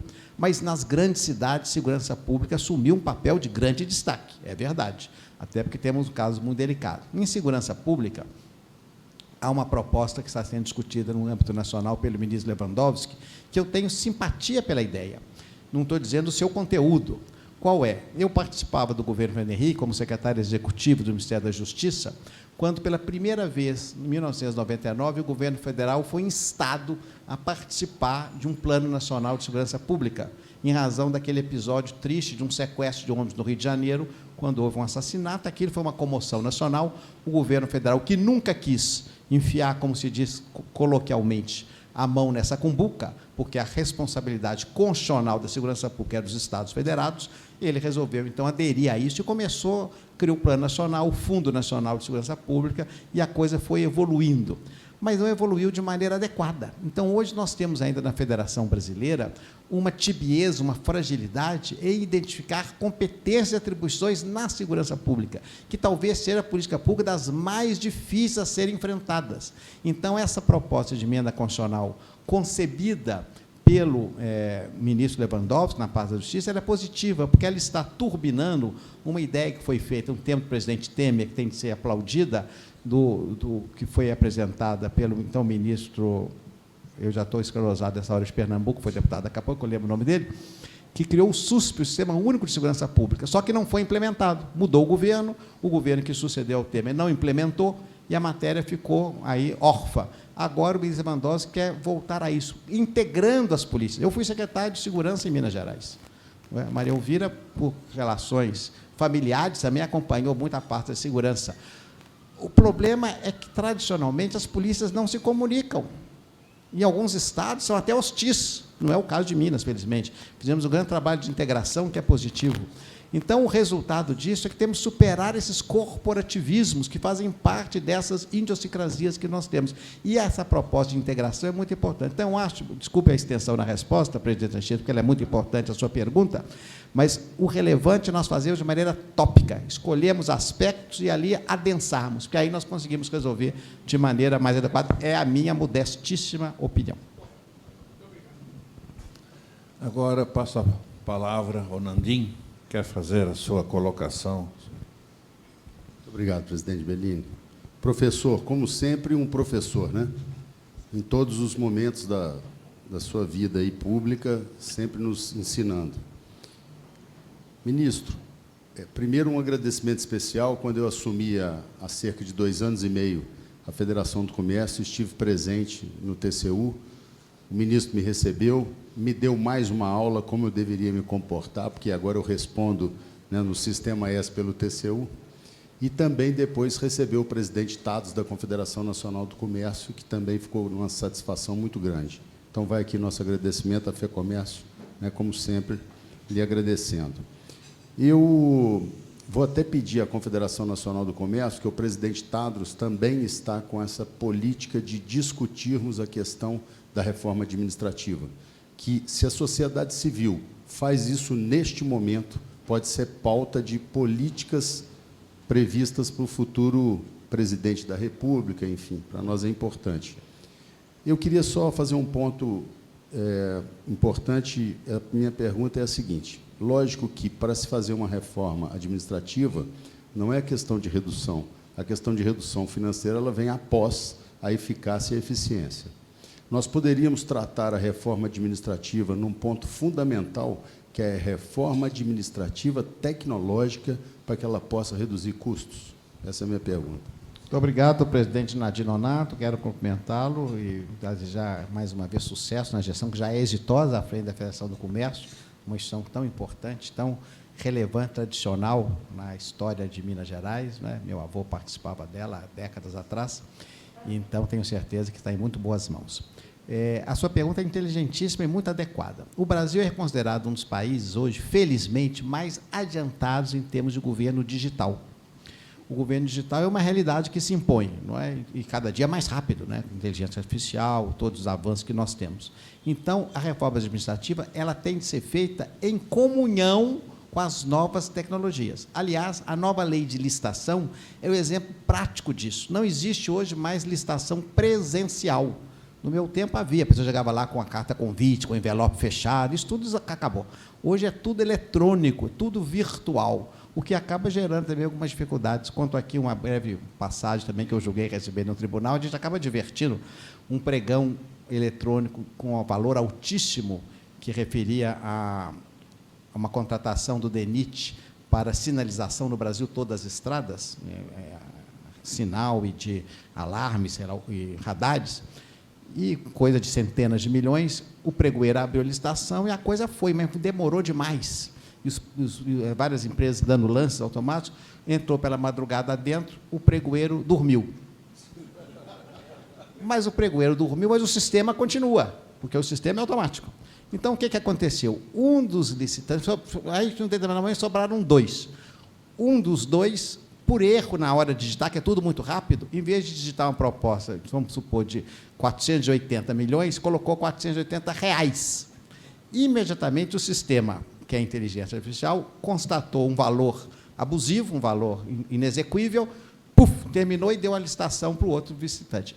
Esse que errou, imediatamente, constatou o erro e pediu, só que o pregoeiro estava dormindo, ele não viu a acusação E aí a matéria cai no Tribunal de Contas da União, e eu fui lá ser relator. Aí lembrei a velha frase do direito: o direito não socorre quem dorme. No caso, quem dormiu não é culpado, né? Então, infelizmente, quem errou pagou o pena. Então, para ver como que a questão digital é importante, mas tem que ser com cautela. Então, a nova lei de licitação já é o exemplo de como que a tecnologia veio para ficar. E, é claro, você tem toda a razão, vai reduzir muito o custo. Está aqui o professor Cláudio Moura Castro, um dos grandes nomes do Brasil na educação, no conhecimento, tecnologia, ciência e tecnologia, e sabe disso.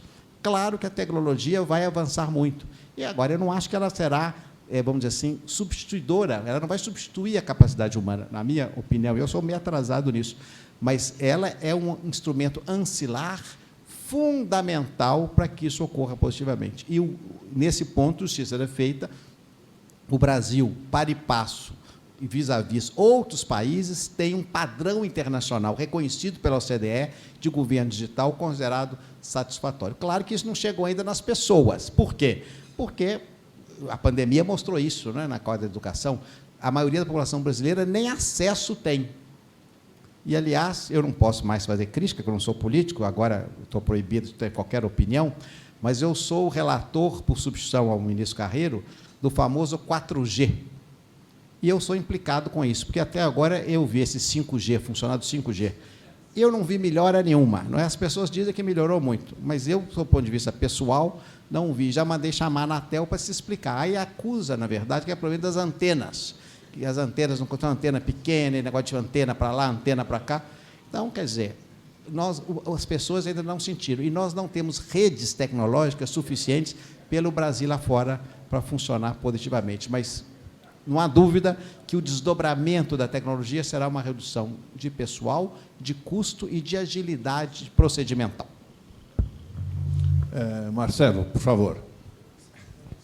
Professor Anastasia, bom dia e parabéns, mas né, a gente, desde pequeno, meu pai falava, a gente aprende sempre, né? E você deu essa aula, a gente vai aprendendo, nós vamos entendendo como que a gente pode participar de algumas maneiras para ajudar nessa proposta, né, trazida pela Seminas, e está certo, tem que ser colaborativos. Nós temos que cada um entender qual parte a gente pode participar, a contribuição que a gente pode fazer. Então, muito obrigado. Parabenizo também o presidente Bellini, toda a diretoria, né, o presidente Anchieta.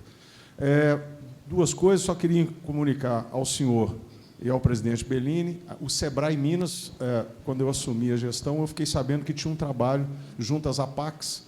Eu identifiquei o que era, a gente está levando, a gente fortaleceu esse trabalho, nós estamos levando a educação empreendedora também para as APACs, para que eles possam ter não só a oportunidade de emprego, mas a mentalidade de empreendedorismo também, que possam se tornar os egressos do sistema. A gente está fazendo esse trabalho lá. E a pergunta minha, o senhor falou aí dessas questões estratégicas, das macro questões, mas eu queria ir num específico que incomoda muita gente, que é a estabilidade do servidor público, né? O servidor público não pode ser demitido. Nós, setor produtivo, estamos perdendo muita mão de obra para os concursos públicos, né? Quando surge, as pessoas não querem ir para o setor privado. A gente vê uma média de salarial mais alta no serviço público e tem uma concorrência, mas a estabilidade pública, qual que é a sua visão com esse tema? Obrigado, meu caro Marcelo, cumprimento. Eu fico feliz nas notícias do Sebrae, das APACs, né? Eu, como sou ardoroso defensor da ideia, fico muito feliz. Tenho certeza que o presidente Bellini vai potencializar isso muitas vezes. Só antes de responder a sua indagação, porque as coisas vão vir na minha memória, nós conseguimos aprovar um projeto federal criando modelos APACs na União, quer dizer, permitindo a sua instituição. O presidente Bellini sabe disso, há uma permissão federal. Mas sabe que tentamos aprovar também, e o Taíde acompanhou isso, um projeto que autoriza PPPs penitenciárias na União e não conseguimos politicamente. Minas nós trouxemos. Em Minas nós trouxemos, é isso que eu queria contar. Você veja como é que são as dificuldades. Quando nós tínhamos esse caos penitenciário que eu mencionei no início, nós percebemos que na Inglaterra funcionava bem o modelo das PPPs. E eu pedi ao doutor Marcos Siqueira, que trabalhava com a doutora Taíde, na unidade PPP, para ir à Inglaterra, foi meu aluno, tanto na Fundação quanto na Faculdade de Direito, para estudar bem. E eu ameacei que, se ele não voltasse da London School, sabendo em detalhes os assuntos de PPP penitenciária, ele seria o primeiro a visitar uma das antigas, não é? Dos modelos tradicionais aqui. Então, ele ficou com medo, voltou com aquilo na ponta da língua.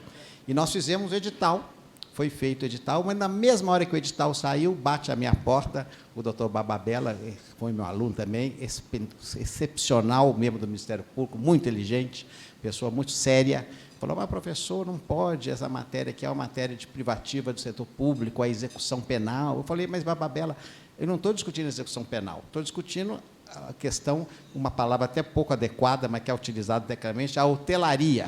O Bellini, a hotelaria que tem que se ter. Não, mas não pode e tal. O Ministério Público não concorda. Então, vamos combinar o seguinte: eu toco o edital, você entra com a ação na Justiça, você não pede cautelar e eu não homologo o resultado da licitação. Quando terminar a primeira, resolve. E assim foi feito. Nós fizemos a licitação, eles entraram na Justiça, o Ministério Público perdeu na Justiça Estadual e Federal, e aí as PPPs também são os melhores penitenciários do Brasil, não há dúvida alguma disso. Então, quer dizer, nós temos que ser criativos, ousados, e agora tem que ter também a autoridade moral para conduzir o processo tecnicamente robusto, como foi feito naquela época. Mas a sua integração dessa habilidade nos leva, primeiro, a minha posição é pública e reconhecida. Eu sou a favor da estabilidade do serviço público. Por quê? Porque a sua própria pergunta comete, que é normal, um equívoco de origem. O servidor pode ser dispensado. O que nós não temos na nossa Constituição, infelizmente, e que é a coluna vertebral do texto da PEC 32, se por curiosidade alguém aqui pegar o texto do deputado Arthur Maia, que foi apresentado com o texto final na comissão especial da proposta do que a PEC 32, reforma do Estado do governo Bolsonaro, se transformou, ela só tem uma palavra: avaliação de desempenho. Porque com a avaliação de desempenho, eu consigo garantir que o ingresso e a promoção na carreira se dê por desempenho. Eu consigo que a remuneração do servidor seja variável de acordo com o seu desempenho. E eu consigo dispensar o servidor estável se não atingir o critério de desempenho. Então, agora, por quê? Porque eu sou a favor da estabilidade. Porque, como eu disse que eu defendo a boa burocracia, uma administração pública com funções não estáveis, isso geraria uma instabilidade muito grande do serviço público. Imagina procuradores, fiscais, auditores que não têm, eventualmente, a estabilidade. Agora, podemos discutir, de fato, estabilidade em funções que não são funções exclusivas do Estado. Mas o que acontece, como no Brasil, e eu falava da quantidade administrativa, nós não temos uma maturidade política ainda, meu caro Valentino, tão robusta como existe, por exemplo, na Itália, e significa que uma mudança de governo, uma prefeitura no interior, vai varrer todo mundo embora. A república das derrubadas, como eu fiz menção. Se isso ocorre no cargo comissionado, ocorreria também, infelizmente, nos cargos efetivos, sem estabilidade. Então, nós não temos ainda a maturidade suficiente para chegar num segundo momento. E as nações mais desenvolvidas do sistema francês, que é o nosso, Portugal, França, Espanha, Itália, todas têm estabilidade. E Portugal, justiça era feita, a evolução da administração pública portuguesa hoje é considerada um exemplo do mundo. Teve dinheiro europeu forte, ela se modernizou muito com os princípios clássicos, mas avaliação de desempenho para dispensar e separar o joio do trigo. Quando nós fizemos a avaliação de desempenho aqui em Minas Gerais, Paulo Brandt foi secretário de Estado do nosso governo, a doutora Taíde também, você estava na junta comercial, não é? O doutor Eduardo Bernes participou do governo, vários aqui se integraram, a Maria Elvira foi secretária, mas no tempo dela acho que não tinha ainda, o adicional de desempenho, que era variável, nem todo mundo recebia a mesma coisa. Então, esse critério é exatamente para estimular, isso tem de ser feito. Então, a avaliação de desempenho é a chave para a reforma administrativa na parte de pessoal. Muito bom. Manuel Mário, presidente da Alagro, Academia Latino-Americana de Agronegócios.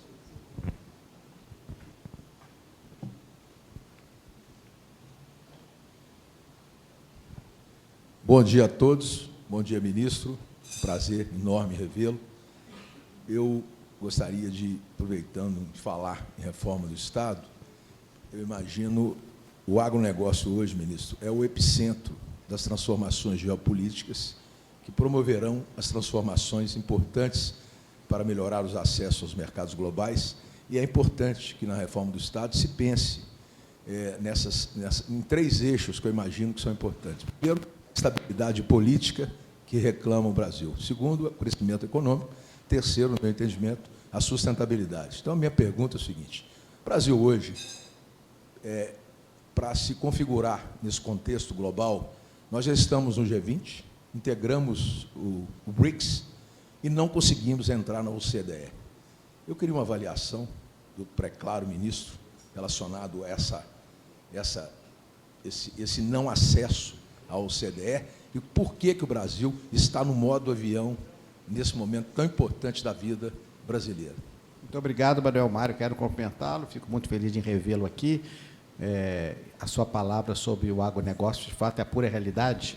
Eu me lembro bem a frase famosa do historiador romano Heródoto, que falava que o Egito é o celeiro de Roma, não é? Nós podemos ser o celeiro do mundo, se nós tivermos condições de fazer, e se o mundo também quiser, porque a situação do mundo hoje é um pouco difícil.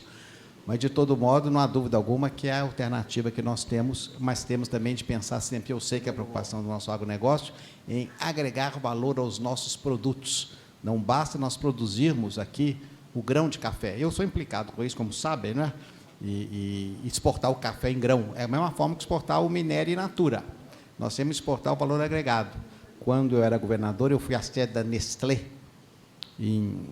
na cidade de Vevey. Acho que a Taíde não foi nessa viagem, não. Eu fui com a secretária Doroteia. Aquele é o lugar mais bonito do mundo, não é? A sede da Nestlé, não sei se alguém aqui conhece, na beira de um lago, é uma coisa, sem contar que tem um pavilhão só de chocolate, para quem gosta de chocolate como eu, chocolate de todas as espécies. Aquilo pareceu o Nirvana, o Valhalla, o paraíso, para mim, ali esse é o lugar lindo. É o Laderache, da Suíça, exatamente. Então, eu visitei a Nestlé e falei lá com o vice-presidente da produção da parte de café. Um absurdo. Eu peguei a cápsula, né, e falei, essa cápsula aqui equivale o seu preço a uma saca de café do Brasil. É um absurdo. Nós temos que ter produção do café. Ah, mas o Brasil isso, o Brasil aquilo. E eu fiquei insistindo, fiquei igual o demônio, que acabou que fizeram uma fábrica em Montes Claros. É a única fábrica da Nestlé, fora da Europa, que faz o Dutty Gusto. Mas sabem qual que é o problema? Veja o Brasil, hein? Olha, meu caro, o que é o Brasil? Ele me explicou que para fazer essa cápsulazinha, eu não entendo nada de agricultura, não é só o café do Brasil, é um blend. Tem café do Vietnã, do Brasil, da Colômbia, da Costa, e misturam aquilo tudo e faz aquela cápsula. E eu falei, faz no Brasil. Não pode. O Brasil proíbe importação de café. Aí eu propus no Senado e quase fui fuzilado pela bancada capixaba, que não aceita que o café deles é um café que só serve para exportação de grão. Então, para ver quais são as nossas dificuldades. Não é? Porque o grão de café não pode ser importado, nós só podemos importar o café já produzido. Então, resultado, nós fazemos o café vai para a Alemanha, Suíça, Itália e volta para nós, não é verdade? É igual a pedra ornamental, sai do Brasil, vai à Índia e volta. O ouro sai daqui, vai à Índia, Emirados Árabes e volta. O minério, lembra dos casos, o minério sai. O caso do minério é o mais estupendo de todos, né? Tira o minério, aqui de Minas Gerais, põe no trem, vai a Vitória, lá Tubarão, entra no navio, vai lá na China, faz aço, volta no navio, entra no trem e chega na Fiat o aço. Mais barato do que o que a Uzi Minas faz a 50 quilômetros. É difícil. Então, é uma situação muito delicada, meu caro Mário, mas não há dúvida alguma que nós precisamos, de fato, rever isso. A sua indagação se sustenta, então, na questão da sustentabilidade, concordo totalmente. A questão relativa também que você pondera de como que nós vamos dar a garantia para que o campo funcione bem, e eu confesso que eu me perdi na sua pergunta fundamental, que eu fui devagar demais. A OCDE, exatamente, a OCDE. A OCDE, você fez uma pergunta importantíssima. A OCDE quer que o Brasil faça parte. Eu estive lá há um ano atrás, porque a OCDE já identificou que o seu parceiro no Brasil será o Tribunal de Contas da União. Por quê? Porque a OCDE precisa, em cada país, ter um garante daqueles indicadores. E no Brasil não confiou no governo, confiou no Tribunal de Contas. Então, nós já estabelecemos todos os protocolos. Só que nós não tivemos ainda a vontade política dos governos de aderir ao OCDE. Até países menos desenvolvidos que o Brasil já fazem parte, e nós, estranhamente, não fazemos. O que, de fato, eu acho, eu não posso ter nenhuma consideração de mérito, mas eu acho isso algo lamentável. Mais dia, menos dia, nós vamos entrar na OCDE, porque nós merecemos. O embaixador brasileiro junto ao OCDE, que é com sobrenome árabe, é do mais alto gabarito, estive com ele longamente, fizemos reuniões aí, estão muito ansiosos para a adesão do Brasil. Nós temos tudo bem organizado, e a OCDE, para nós, é muito importante, mas, infelizmente, nós ainda não temos essa participação.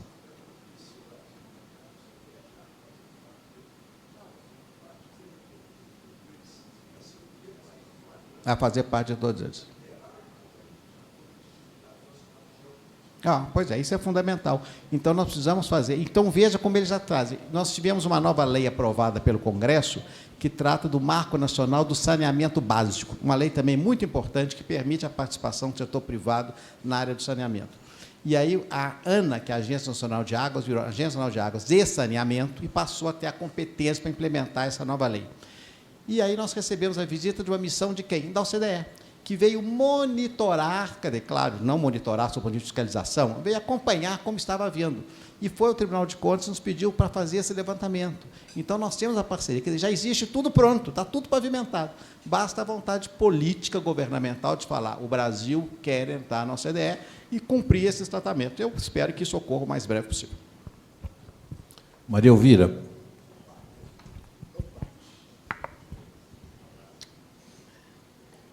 Meu querido professor Anastasia.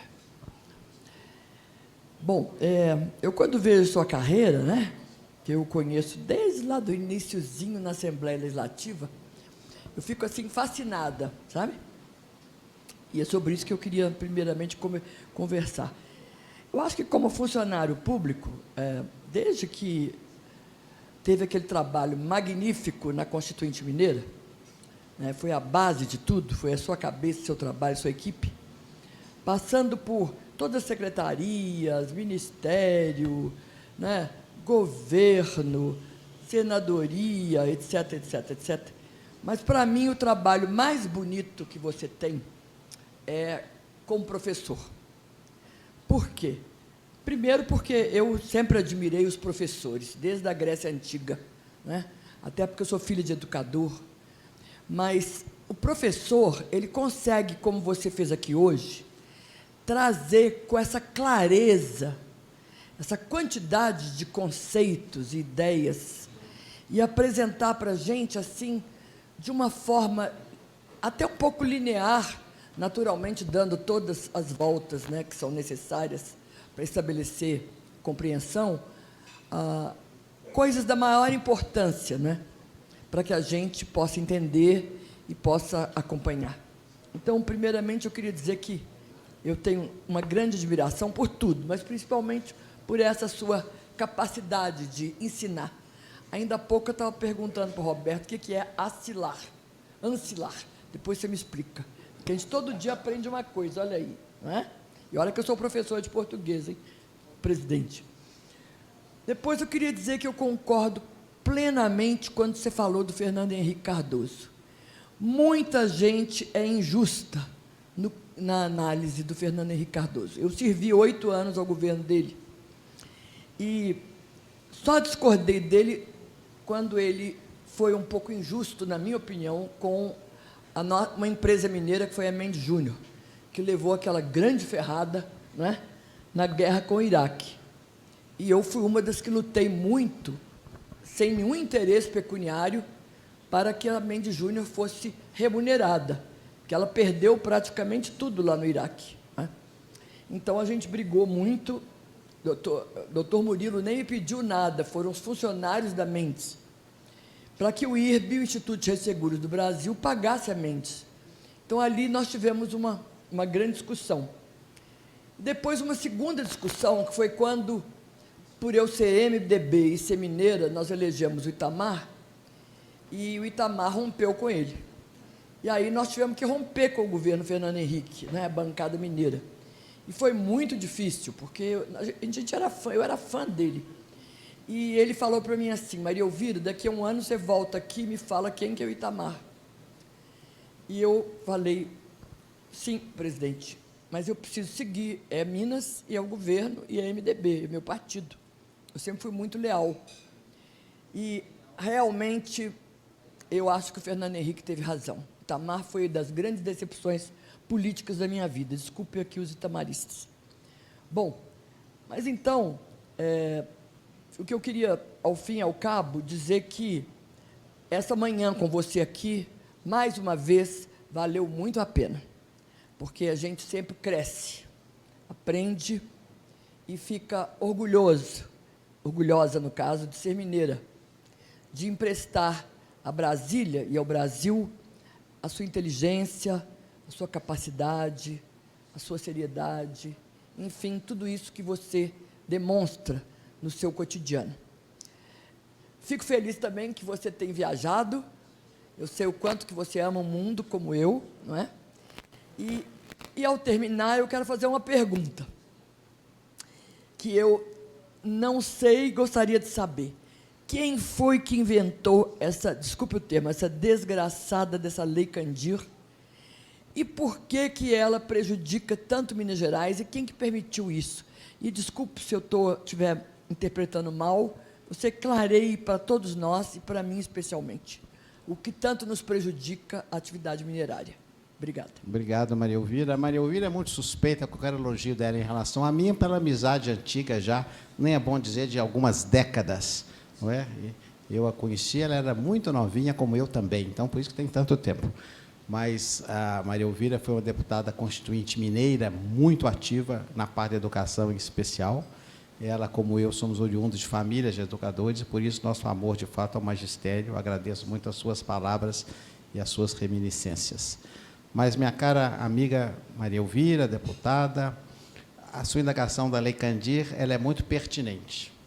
A Lei Candir foi aprovada no governo Fernando Henrique Cardoso, pelo então ministro do Planejamento, que foi deputado, Antônio Candir, de São Paulo, e que tinha como objetivo algo até que era um propósito adequado em tese, porque como nós exportamos bens não elaborados, semi-elaborados ou naturais, como especialmente o minério, ou produtos agrícolas do Mato Grosso, e havia incidência de impostos estaduais sobre esses produtos, o ICMS, então o produto saía do Brasil mais caro do que poderia competir lá fora.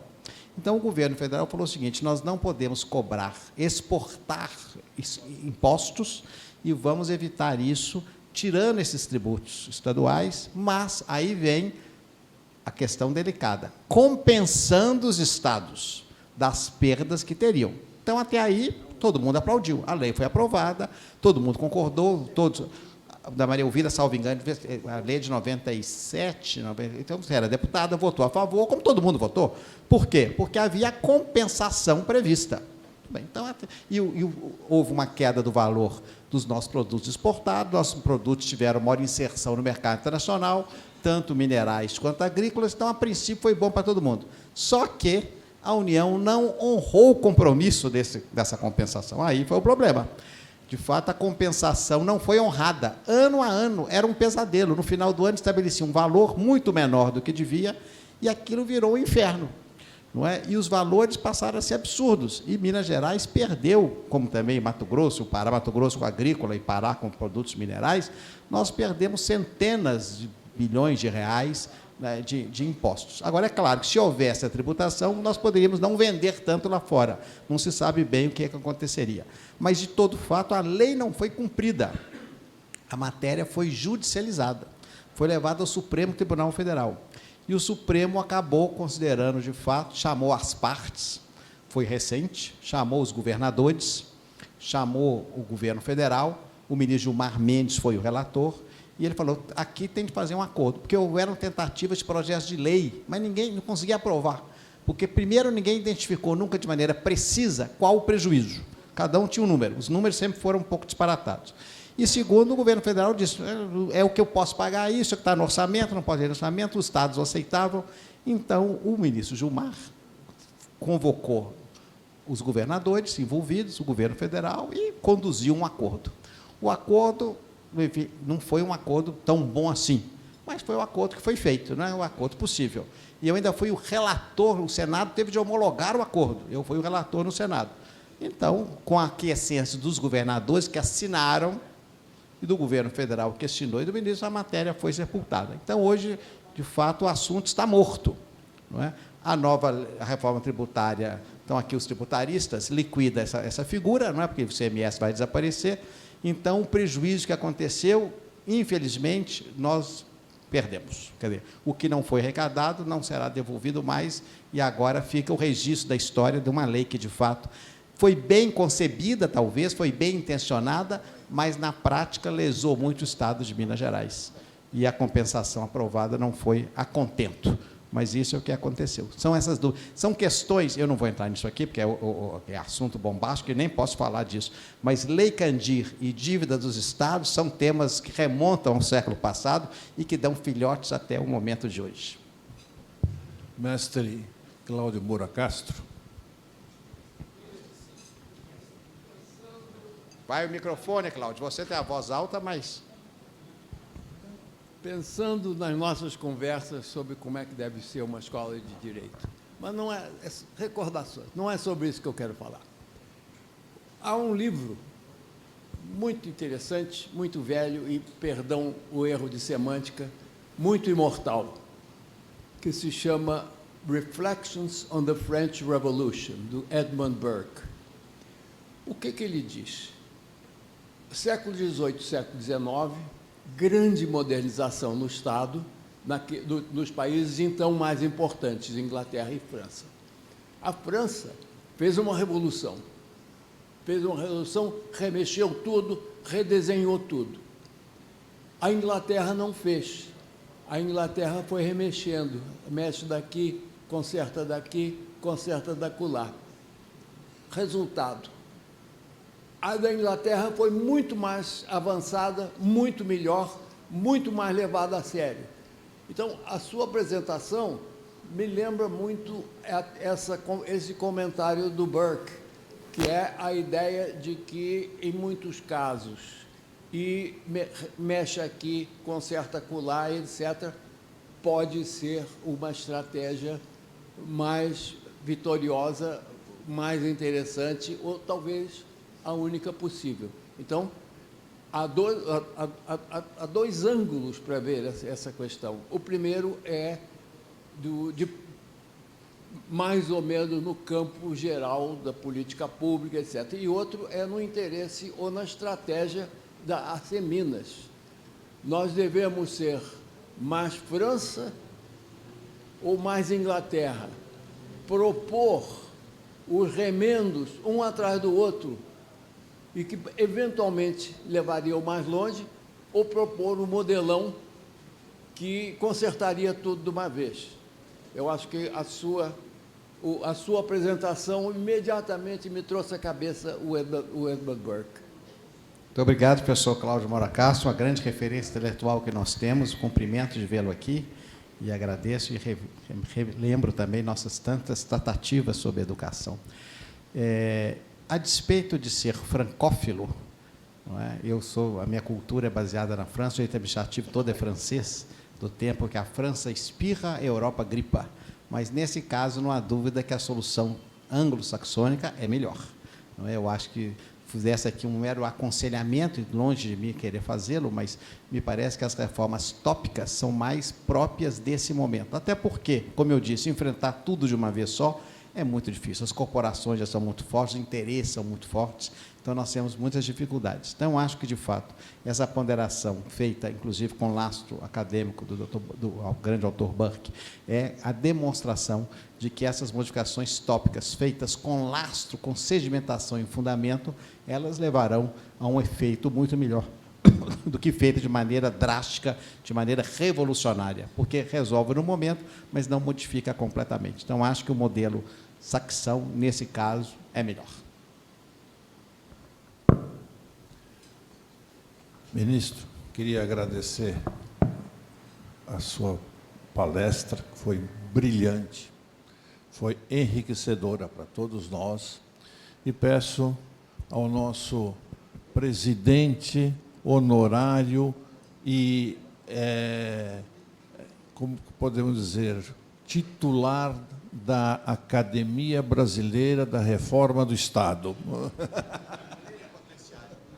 Meu caro presidente Bellini, meu caro amigo professor Anastasia, não tem mais pergunta, mas eu vou revelar aqui. Mineiro conspira, né, meu caro professor? O João Café e eu, agora no banheiro, estabelecemos uma conspiração contra a sua pessoa e, por determinação dele e em nome da Assembleia, cabe-me dizer-lhe de modo muito fraterno que nós temos em relação à sua figura uma enorme divergência. Minas não concorda em que Vossa Excelência se contente em permanecer no TCU, engrandecendo-o, e será difícil, quiçá impossível, o TCU ter lá um outro mineiro, um outro brasileiro da sua grandeza e da sua dimensão. Mas nós divergimos, a todo divergir, Vossa Excelência não escolher a vida política para que pudéssemos depositar na sua pessoa todos os votos e, junto com eles, todas as esperanças de reforma.